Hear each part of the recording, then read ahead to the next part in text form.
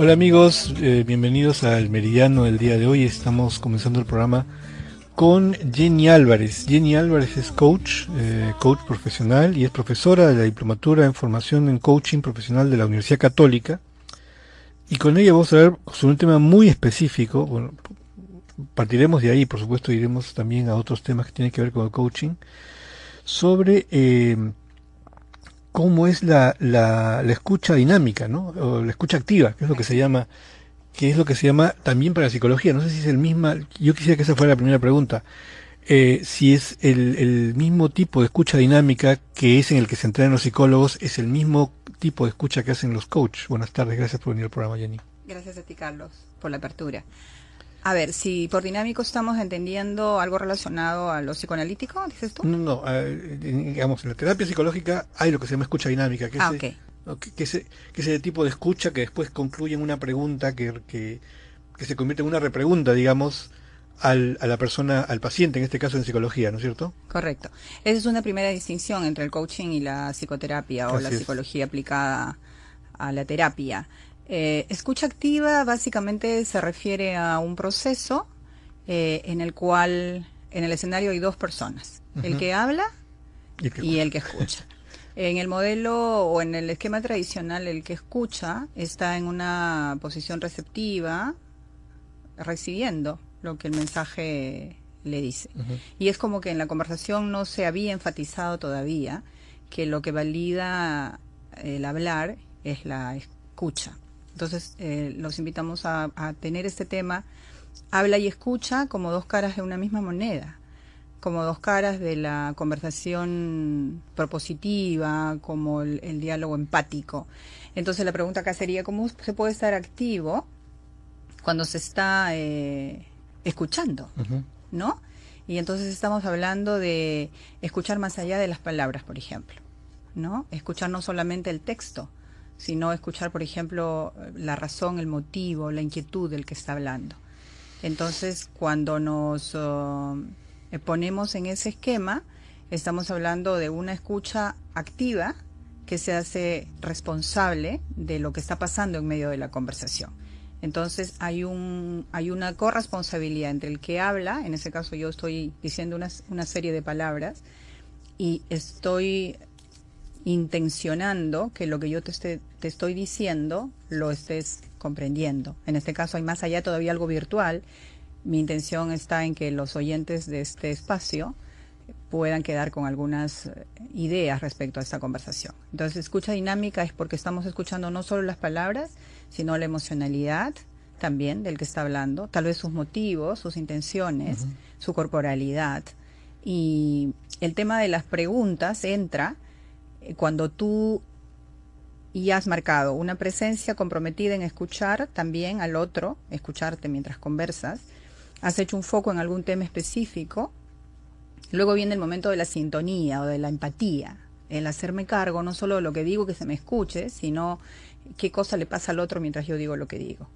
Y ahí el coaching resalta el tema de la interpretación. Se escuchan las palabras, se escuchan las intenciones también, y por tanto el que escucha interpreta. Y la comunicación se hace más rica cuando entendemos que el que interpreta interpreta desde la persona que es, desde su cultura, desde su sesgo profesional y etcétera, etcétera. Entonces, nos quedaríamos con que es dinámica porque va más allá solo de las palabras y mira mucho más, es activa porque se está haciendo cargo de otras cosas también, no solo de lo textual. Y digamos que es como novedoso también tener en cuenta que hay una brecha en la interpretación, que hay algo todavía por hacer en medio de la conversación. Correcto, estamos conversando con Jenny Álvarez y es coach y docente de coach de la Diplomatura en Formación en Coaching de la Universidad Católica.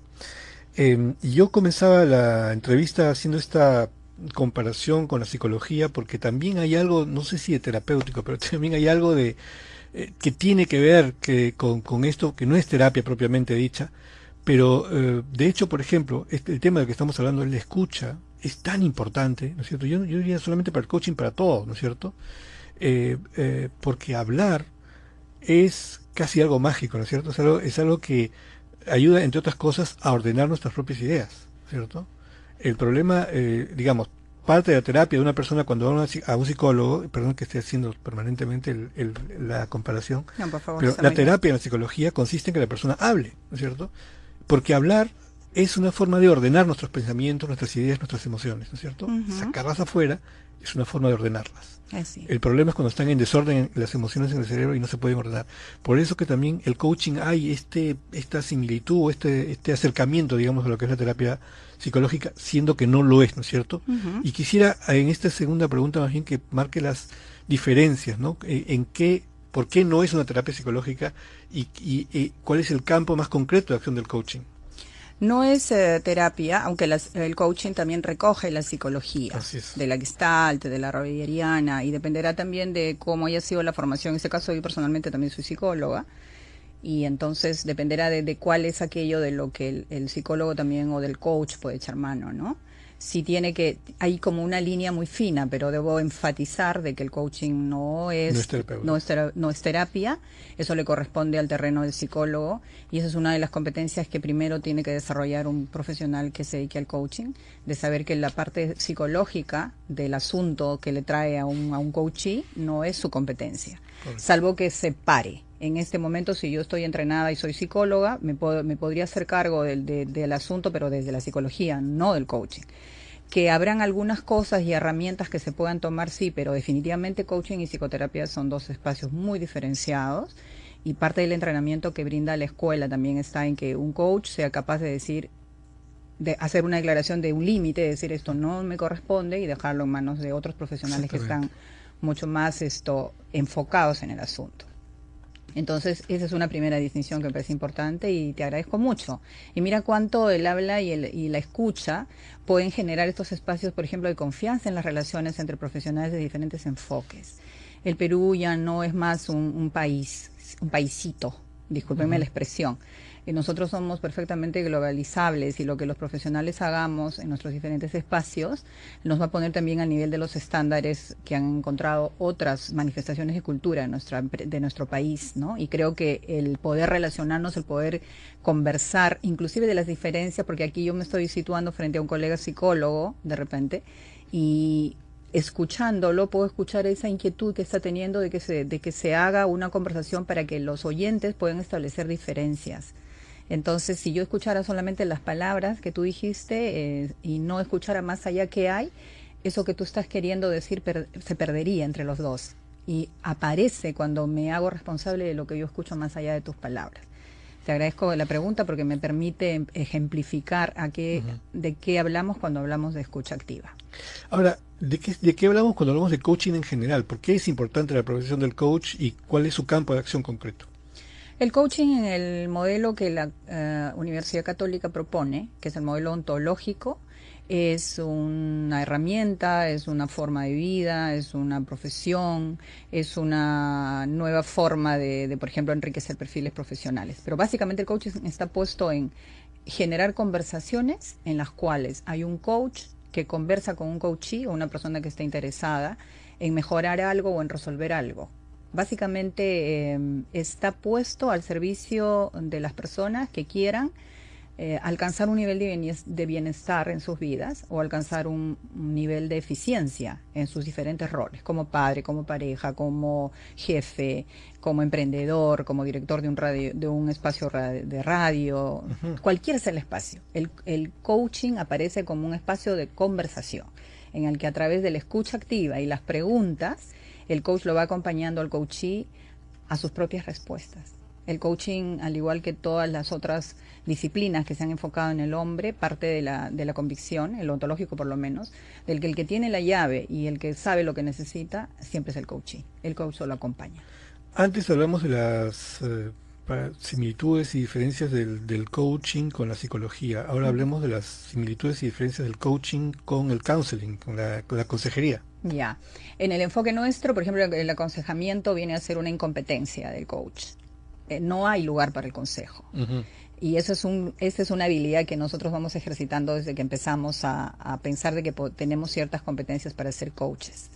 De que, sobre todo viniendo de la psicología, a veces está como presente, viniendo del counseling más que nada, ¿no? Pero el coaching casi no te da el espacio, después de que ya lo empiezas a practicar, ya no te pone en el lugar de tener que aconsejar, porque pareciera que eso es como una especie de creencia y además de un sesgo profesional que pareciera que no se va a terminar la sesión si tú no le diste la respuesta al cliente o al coachee. En el coaching, el coachee se puede ir sin ninguna respuesta todavía, pero con alguna pregunta que le permita ir descubriendo esa respuesta que nosotros sabemos que está ahí. Claro, la idea es que la persona, después de la conversación, tenga las suficientes herramientas como para poder comprender las cosas de otra manera, digamos, desde otra mirada, digamos, ¿no? Sí, hacerse más preguntas o decir, oye, ¿y acá qué más hay? Ujú, ujú. ¿No? Y ahí está el poder sostener también la conversación y poner la respuesta en la responsabilidad del otro, ¿no? Ahora, yo imagino que las preguntas, y yo esto ya lo he mencionado en otras oportunidades que hemos hablado también con gente que se dedica al coaching, y es Ujú. la primera pregunta que se puede hacer a alguien que no está habituado con el tema es, bueno, pero ¿qué tengo que hablar yo con una persona que no sabe nada de lo mío, ¿no es cierto? Por ejemplo, yo soy ejecutivo de una empresa y me han dicho que necesito un coach para tomar mejores decisiones o ser un mejor jefe, pero que no sabe nada de mi empresa, ¿por qué me va a dar consejos a mí? ¿ cómo me puede ayudar a mí siendo que es una persona completamente extraña que no sabe de qué se trata esto, ¿no es cierto? Ya, esa sensación de que es un extraño, una vez que ya alguien ha pedido coaching o alguien ha sido remitido a coaching, ese espacio de sentir extraño al otro lo trabaja el coach, porque una de las competencias, repito, también está en generar confianza y la escucha es una de esas herramientas. La empatía, ¿no es cierto? Sí, sí, Ujú. sí, sí. El otro, por el solo hecho de ser un ser humano, sabe cuándo está siendo acogido, cuándo está siendo mirado sin ser censurado, sin ser criticado. Por el solo hecho de ser humano, sabe cuándo está siendo aceptado, cuándo está siendo criticado sin decir ni una sola palabra. Lo podemos decir a través de nuestros gestos, ¿no? Entonces, el coach tiene la posibilidad de generar espacios de confianza y de abordar una conversación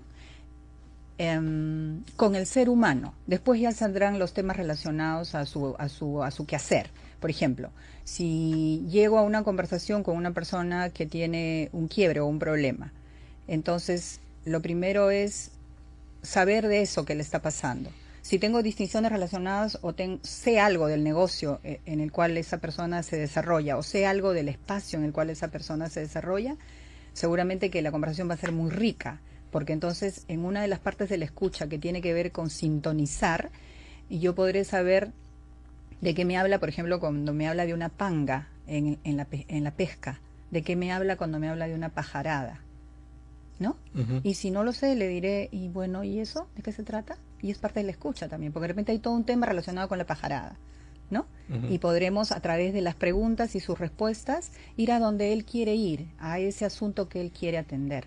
Porque de repente el tema no está ahí, sino en otro tema que se relaciona, o que se está usando como un step, como un pasito para llegar al lugar.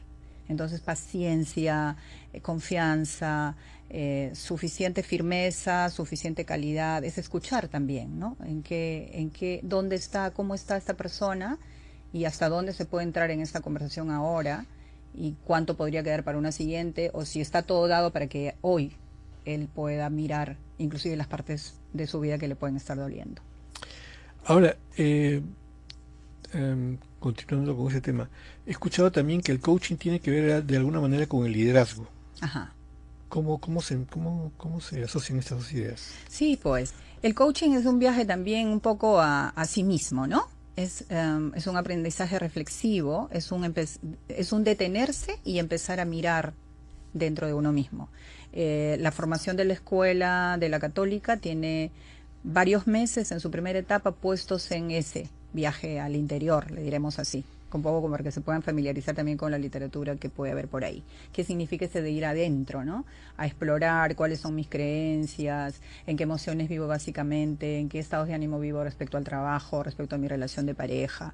Entonces yo ya he hecho una exploración mientras me formo como coach.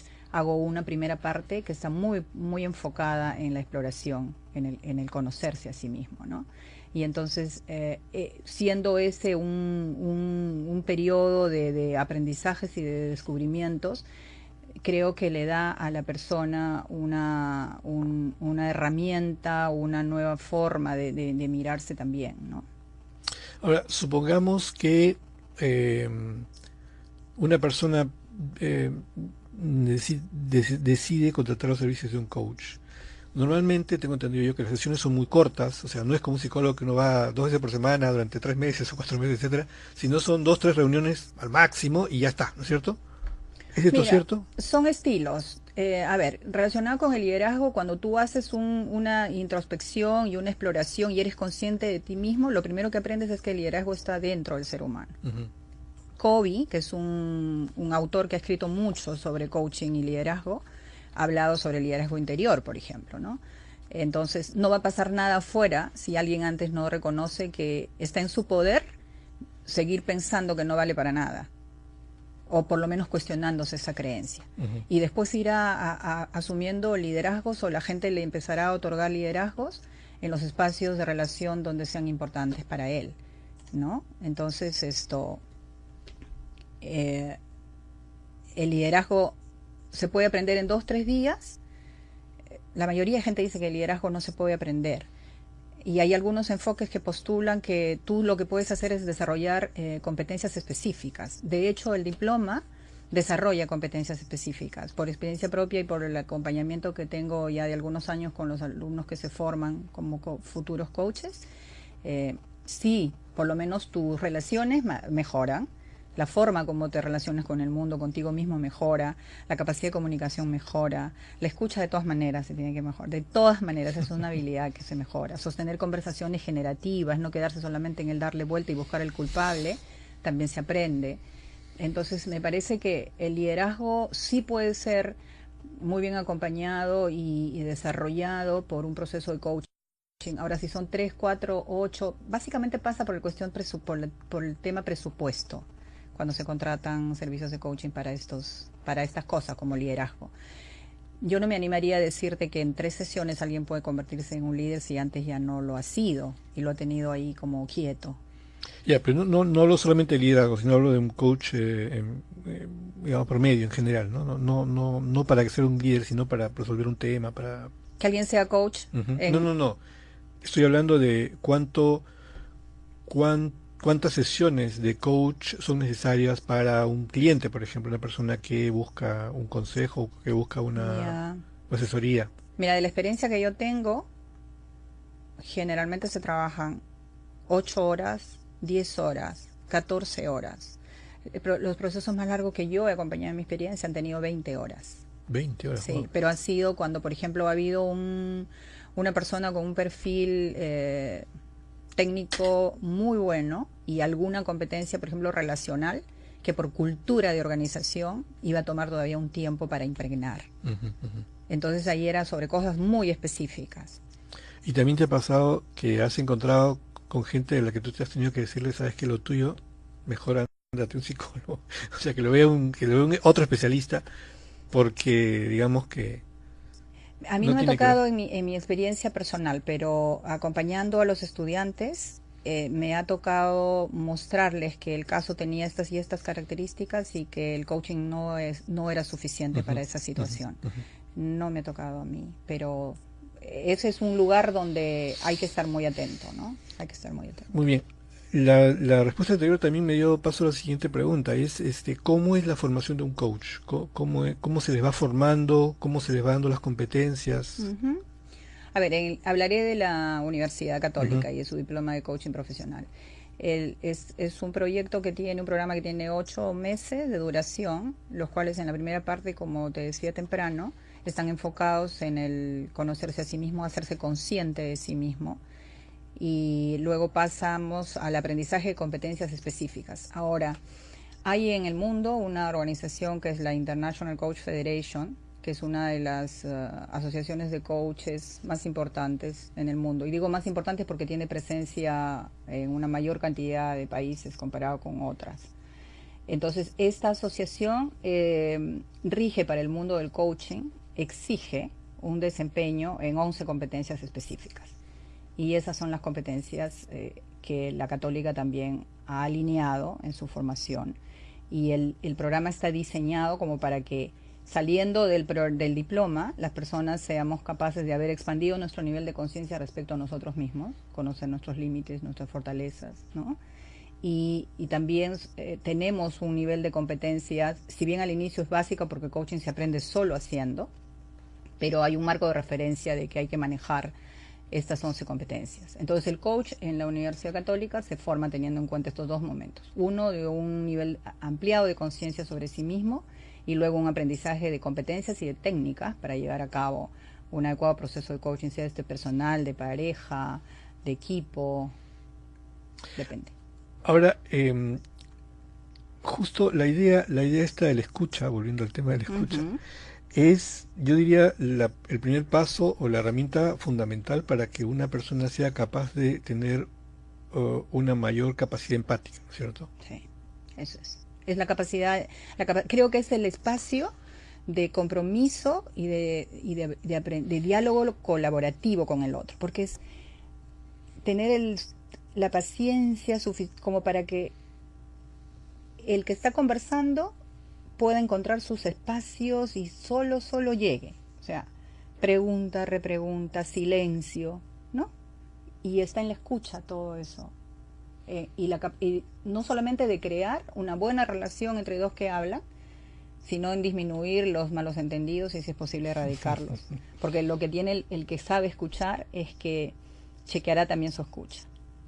Yo recuerdo hace varios años había un programa cómico de la televisión de esos que salen, ¿no?, los sábados, los domingos, pero había un sketch que siempre se repetía y era gracioso, pero a mí me parecía un poco fuera de lugar para la televisión peruana, ¿no? Y era un grupo de amigos, 4 amigos que estaban sentados en un bar conversando, supuestamente, pero en realidad cada uno hablaba de su tema y los otros no lo escuchaban. Entonces uno hablaba de un problema con su esposa, el otro hablaba del fútbol, el otro hablaba de tal. Cada uno hablaba de un tema diferente y los 4 aparentemente estaban tomando y compartiendo, pero en realidad ninguno de los otros escuchaba lo que hablaba cada uno. Y ese era el chiste, ¿no? Pero es al mismo tiempo que es un chiste, por supuesto es un chiste de humor negrísimo, ¿no? Y es lo que pasa en la vida cotidiana, ¿no? ¿Cuánta gente está dispuesta a escucharnos de verdad? ¿No es cierto? Claro, es que venimos también de un aprendizaje, ¿no? Acuérdate que el sistema educativo, por ejemplo, privilegia al que dice todo correctamente, muy bien articulado, ¿sí o no? Casi no se reconoce la virtud o la validez, digamos, o el impacto de la escucha, porque lo que se tiene sí ahora es que es la escucha la que valida el hablar. No valdrían de nada las palabras, salvo que sea un soliloquio, ¿no? No valdrían nada las palabras mías si tú no estuvieras frente a mí haciendo realidad esta charla. Y es más, yo siento que inclusive esto va más allá porque estamos llegando a tanta gente que estará escuchando y estará interpretando lo que estamos hablando acá a su modo y a su manera. Entonces, cuando no nos escuchamos, no tenemos un punto en común. Cuando no nos escuchamos, no hay relaciones posibles.